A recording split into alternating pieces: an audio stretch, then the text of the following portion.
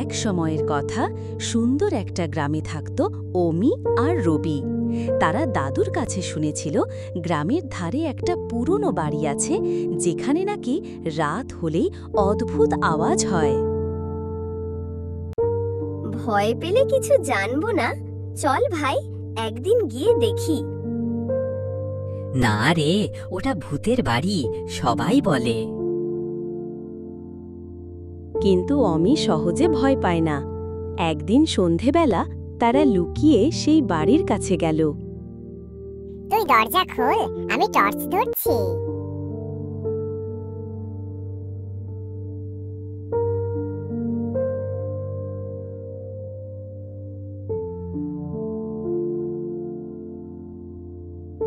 কিসের একটা ছায়া চলে গেল।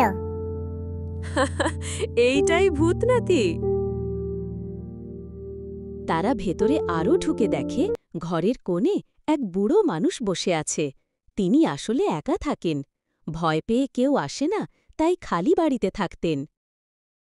আমি কাউকে ভয় দেখাই না, আমি একা। অমি দাদুর কাছে সব বলল। তারপর গ্রামবাসীরা জানল আসলে কোনো ভূত নেই। তারা মিলে ওই বুড়ো মানুষটিকে সাহায্য করল। সবকিছুকে ভয় না পেয়ে প্রশ্ন করা আর বোঝা খুব জরুরি। ভূতের গল্প সবসময় সত্যি হয় না, অনেক সময় ভয় শুধু আমাদের ভুল